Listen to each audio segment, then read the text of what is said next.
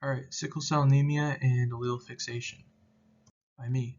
So, this experiment is asking the question whether a mutation which negatively impacts the frequency of an allele would have the effect on the average rate of allele fixation. So, the mutation in this case would be the S mutation on the HBB gene, which causes sickle cell anemia and early death. So, to find out whether or not the population with or without sickle cell anemia experience allele fixation at different rates, we are going to run a digital simulation to track the genetic drift from both populations. So our hypothesis is the mutation will not impact the rate of allele fixation. Sickle cell anemia is caused by a mutation on the HBB gene, which causes a structural change to the hemoglobin in the blood. It can cause circulatory issues and in some cases stroke. It's called that because obviously the cell kind of looks like a sickle and the blood gets all sticky. So we're going to be pulling data from Brazil for this study actually. And in Brazil, the average lifespan is 73, but those with sickle cell in Brazil, they live to, on average, to be about 54. And what's notable about Brazil is their amount of treatment for adults with sickle cell are actually quite low. So they have an inverse where it's more adults who are dying from sickle cell anemia than children are. Now, genetic drift, what is it? It's a part of microevolution, which through random chance allele frequencies can drift apart, eventually leading to allele fixation. So allele fixation occurs when one allele is no longer found in the population and its counterpart becomes fixed. So you have like P's and Q's. They both start with a 50% chance of appearing. Random mating happens, and just through sheer chance, one of them starts having a 60% chance, and then a 70% chance, and then maybe it's 100% chance, and now that allele is fixed and its counterpart won't appear. So P gets fixed, Q won't appear anymore. It's out of the gene pool.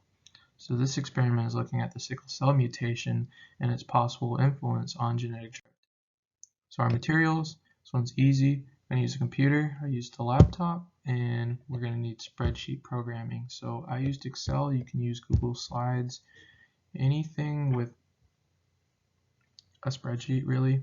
Now, method, we had a mating simulation in Excel, which Dr. Bird provided for us, and we used a random function to ensure random mating, and we had a mutation added to the P allele, which caused the allele to decrease in frequency 10% each generation.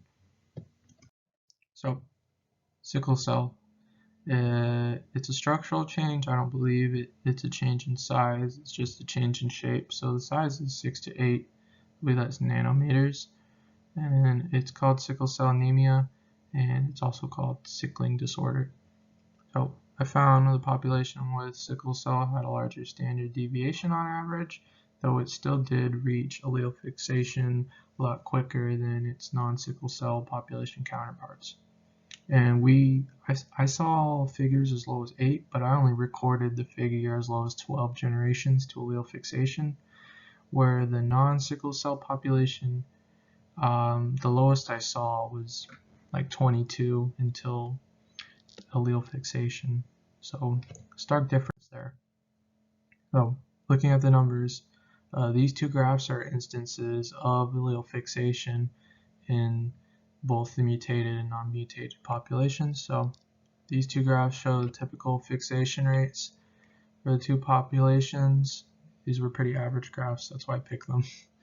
And in the mutation population, the Q allele was the one that was fixated 99% of the time. I say 99%, but I did not actually see the P allele get fixated once. It's mathematically possible, but extremely unlikely because the P allele was the one being decreased by 10% each time. And then with the non-sickle cell population, it could be P or Q being fixed in place. It was a 50-50 shot. And so let's look at the holes in our analysis.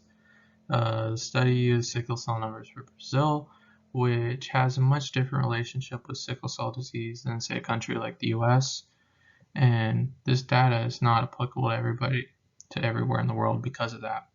And the sample size could always be larger to reduce error. Now, reference, I believe this is the article where this is either the Hardy-Weinberg Excel article or the Brazil article. It's in there if you see it. And a special thanks to Anna, and I'm not going to embarrass myself by pronouncing her last name, but she's in the class and she really helped me out with a few things. And my friend Joe, who helped me out with some Excel knowledge that I was not privy to. And yeah, I had a lot of fun with this project.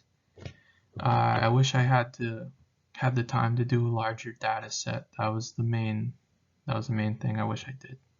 So, all right, have a good night.